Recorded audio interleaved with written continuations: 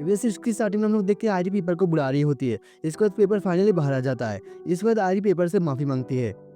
अब से वो लोग पेपर को उनकी इक्वल ट्रीट करेंगे। पर पेपर अभी भी बहुत ज़्यादा उदास था, जो देखकर आयरी राहिल के पास पेपर की तारीफ़ करने लगती है। राहिल भी आयरी के साथ एग्री करता है और पेपर की तारीफ़ करने लगता है। इससे भाई पेपर बहुत ही ज़्यादा ब्लश करने लगता है। हालाँकि पेपर मन में बोलता है कि इससे मत सोचना कि मैं तुम्हें माफ़ कर दूँगा, पर वो तो पिघल चुका था। और हाँ, पर आर्य का रिकॉन्सिलेशन मिशन सक्सेसफुल होता है। इसके बाद हम लोग देखते हैं कि आर्या के हाथ में एक माना स्टोन है, जो कि उससे हाथ से गिरकर वह टूट जाता है। आर्य बोलती है ये बहुत ही ज़्यादा रेयर माना रिप्लेसिंग क्रिस्टल है, जो कि एटमॉस्फेयर से माना गैदर कर सकता था। ये बार तो बहुत ज़्यादा घबराया हुआ था। आर्य और रायल दोनों परेशान हो चुके थे। आर्य पेपर से बोलती है इतने दिनों से हमारे लिए स्टेजर वर्सेस अगर ये माना क्रिस्टल गैदर करने के लिए तुम्हारा शुक्रिया, पर तुम माना ड्रेन किए हुए ये क्रिस्टल क्यों लाए? पर पेपर को देखकर लग रहा था पेपर ने इन सबको बहुत मजे से खाया था। आर्य बोलते मुझे समझ में आता है, अगर मैं भी माना ड्रेन कर पाती तो शायद मैं भी ऐसा करती। Thanks paper. पर तभी पेपर को याद आता उसने एक चीज़ को अच्छे से लाया था, जो कि कुछ मैजिक आइटम्स और माना क्रिस्टल थे। आर्य और रायल बोलते हैं ये तो रेयर गेट की आर्टिफैक्ट है। यह देखकर आर्य और रायल बहुत ज़्यादा खुश हो जाते हैं। आर्य को वहाँ पर एक पेन शेप्ड आर्टिफैक्ट मिलता है, जो कि मैजिक सर्कल ड्रॉ करने के लिए बहुत ही परफेक्ट था। इसके बाद पेपर उन दोनों को 4 ट्रेजर बोल्ट पे इशारा करके कुछ समझाने की कोशिश करता है। आर्य पूछती है कि क्या तुम 4 ट्रेजर बोल्ट के अंदर नहीं जा पा रहे हो? इसके बाद आर्य उस मैजिक सील को देखती है। हालांकि ये बाकी मैजिक लॉक से थोड़ा ज़्यादा ताकतवर है, पर पेपर इसे तोड़ पाएगा। शायद अंदर से कोई चीज़ इसे रोक रहा है। आर्य बोलते हैं अभी के लिए इसे कुछ नहीं करना ही अच्छा होगा, ये डेंजरस हो सकता है। यह देखकर रायल आर्य का तारीफ करने लगता है।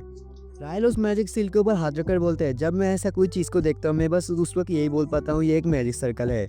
बेसिकली मैं इन चीज़ों में इलिटरेट हूँ। आर्य रायल से उसकी माना सर्कल के क्लास के बारे में पूछती है। रायल बोलते हैं मैंने कभी भी उसे मेजर नहीं किया, पर मुझे बताया गया कि वो 3rd क्लास के अराउंड है, जो सुनकर आर्य बहुत ज़्यादा चौंक जाती है। आर्य 9th क्लास और 9th रैंक मेज थी। रायल बोलते हैं मुझे माना यूटिलाइजेशन अच्छे से नहीं आता, मुझे बस सर्वाइवल मैजिक ही आता है। इन मैजिक थ्योरी और बाकी सब में मैं इतना ज़्यादा अच्छा नहीं हूँ। आर्य मन में सोचती इसलिए आप एक्सप्लोजन को अपने अटैक्स पर इस्तेमाल करते हो, क्योंकि आपको प्रॉपर ट्रेनिंग कभी भी नहीं मिला। आर्य रायल से बोलती है अगर ऐसी बात है तो मैं शायद मदद कर सकती हूँ। पुराने दिनों में सियांगुक बूमे में साइंस और मैथ सिखाने में मैं एक लेजेंड थी, तो इसलिए मुझे आपको सिखाने दीजिए। इसके बाद आर्य रायल और पेपर को भाई एक कुर्सी पर बैठा देती है। आर्य पेपर को बोलते मैं तुम्हें बेसिक मैथड सिखा दूंगी, हालांकि मुझे नहीं लगता तुम्हारे पास मान एब्जॉर्ब के अलावा और कोई टैलेंट है, पर फिर भी। इसके बाद आर्य स्कूल की प्रोफेसर की तरह उन दोनों को भाई लेक्चर और होमवर्क देने लगती है। रायल पढ़ रहा था पर पेपर सो चुका था। आर्य सोचते मैं ऐसे बैठे नहीं रह सकती। इसके बाद वो भी लाइब्रेरी से कुछ बुक लेकर पढ़ने लगती है। इसके बाद हमें 7 महीने बाद का सीन देखने को मिलता है। नया साल के दिन पर आर्य रायल की बाल काट रही होती है। रायल ने मैजिक कंट्रोल प्रैक्टिस के बाद तो छत पर भाई छेद कर चुका था बहुत सारे। इसके बाद आर्य रायल को खुद को देखने को बोलती है शीशे में। आर्य बोलते हैं मुझे पता था आपकी बाल काटने से आपको और भी ज़्यादा अच्छा लगेगा। रायल आर्य को थैंक यू बोलता है। रायल बोलते हैं हमें नया साल का एक पहला दिन हमें एक बंकर के अंदर गुजारना पड़ रहा है। आर्य बोलते पर हमने इस ओकेशन में बहुत अच्छे से कपड़े पहने हैं, इसके लिए शायद इस साल भी हमारा बहुत अच्छे से जाएगा। रायल बोलते हैं तुमसे ये सुनकर मुझे भी ऐसा लगता है। पर आर्य मन में सोचते मैं तो ये फोर्सफुली सोच रही हूँ, पर असलियत में रियलिटी तो बहुत ज़्यादा बुरा है। रायल बोलता है मैं इस साल में और जल्दी से बहुत ज़्यादा ताकतवर बनना चाहता हूँ। आर्य पूछते हैं क्यों? आप तो ऑलरेडी बहुत ज़्यादा ताकतवर हो। रायल बोलता है पर कितने देर तक टाइम हमारा वेट करेगा? क्या मेरे फादर अभी भी जिंदा है या फिर नहीं? और आर्य तुम्हें भी तुम्हारी मदर को ढूंढना है। आर्य मन में सोचते हैं कि यंग मसल हमेशा बहुत ज़्यादा शांत रहते हैं, पर वो भी बहुत ज़्यादा परेशान है असलियत में। आर्य रायल से पूछते पर आप एक रात के अंदर एक आर्क मेज नहीं बन सकते। रायल आर्य से बोलता है मुझे लगता है कि 4th वेव बहुत जल्दी होने वाला है। आर्य पूछती है आपको ऐसा क्यों लगता है? रायल बोलता है पिछले कुछ दिनों से हबर के सारे स्ट्रॉन्ग मॉन्स्टर इस एरिया को छोड़कर चले जा चुके हैं। शायद वो कोई पॉपुलेटेड जगह पर चले गए हैं, पर मॉन्स्टर अपने क्लेम किए हुए एक जगह को इतनी आसानी से नहीं छोड़ते। पर हाँ, पर एक एक्सेप्शन है, जब एक बहुत बड़ा ताकतवर मॉन्स्टर ग्रुप अटैक करता है। रायल बोलता है चीज़ें और भी ज़्यादा बुरा हो सकती है, हमें यहाँ से निकलना पड़ेगा। आर्य मन में सोचते हैं यंग मास्टर सही है, हमारे पास खाना और नहीं बचा हुआ है, पर फिर भी हम लोग हमारी डर के कारण यहाँ से अभी भी नहीं निकले हैं। आर्य रायल से 3rd वेव के बारे में पूछती है। रायल बोलते हैं उस वक्त नॉर्थ से बहुत ही नए टाइप के मॉन्स्टर्स यहाँ पर आए थे और पिछले मॉन्स्टर्स से बहुत ही ज़्यादा स्मार्ट थे। उन मॉन्स्टर्स से कुछ ही दिन के अंदर हमारे बनाए हुए डिफेंस मैजिक सर्कल को तोड़ दिए थे। रायल बोलते हमें और एक सेफ प्लेस ढूंढना पड़ेगा, इस वक्त मॉन्स्टर के नंबर बहुत ही ज़्यादा कम है, यही हमारा सबसे बेस्ट चांस है।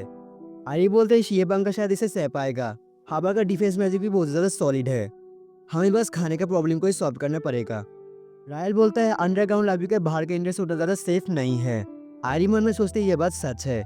बाहर का ये एंट्रेंस इस अंडरग्राउंड लाइब्रेरी का एकमात्र डिफेंस है, पर ये ऑलरेडी बहुत ज़्यादा टूट फूट चुका है और डार्क वन के कारण इसके हालात बहुत ही ज़्यादा ख़राब हो चुका है।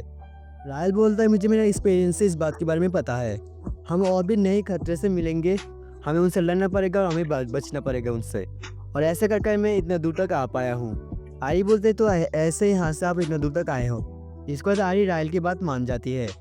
रायल बोलता है मुझे लगता है तुम मुझसे भी अब बहुत अच्छे से बचने का तरीका ढूंढ निकाल पाओगी। मैंने मेरे फादर और ग्रैंडफादर के अलावा तुम्हारे जैसे इतना ज़्यादा स्मार्ट किसी को नहीं देखा है। इसके बाद आरी बोलते चल यहाँ से एक साथ सेफली यहाँ से निकलते हैं। इसके बाद हमें उस रात का सीन देखने को मिलता है। मॉन्स्टर्स अभी भी छत के ऊपर थोड़े घूम रहे थे। पेपर आरी को उठाने लगता है। रायल आरी को जल्दी से उठने के लिए बोलता है। आरी रायल को इसके बारे में पूछती है। रायल बोलता है मुझे छत से कुछ वाइब्रेशन का फील हो रहा है, हमें इसे जाकर देखना पड़ेगा। आरी बोलते चलिए एक साथ जाकर देखते हैं इसे। इसके बाद वो लोग जब बाहर आते हैं तो उन्हें कुछ टूटने का आवाज़ मिलता है, जिसके बाद ये पूरा छत टूट जाता है। जो देखकर पेपर तो बहुत ज़्यादा घबराया गया था। आरी और रायल भी ये देखकर बहुत ज़्यादा चौंक जाते हैं। और यहाँ पर हमारा एपिसोड 5 खत्म होता है। नेक्स्ट एपिसोड के लिए चैनल को सब्सक्राइब कर देना। वीडियो पसंद है तो वीडियो को एक लाइक कर देना। तो मिलते हैं किसी नई वीडियो में। सायोनारा। लाइक शेयर और कमेंट करना मत भूलना। बाथरूम जाने नहीं भूलते ना, ये भी मत भूलना।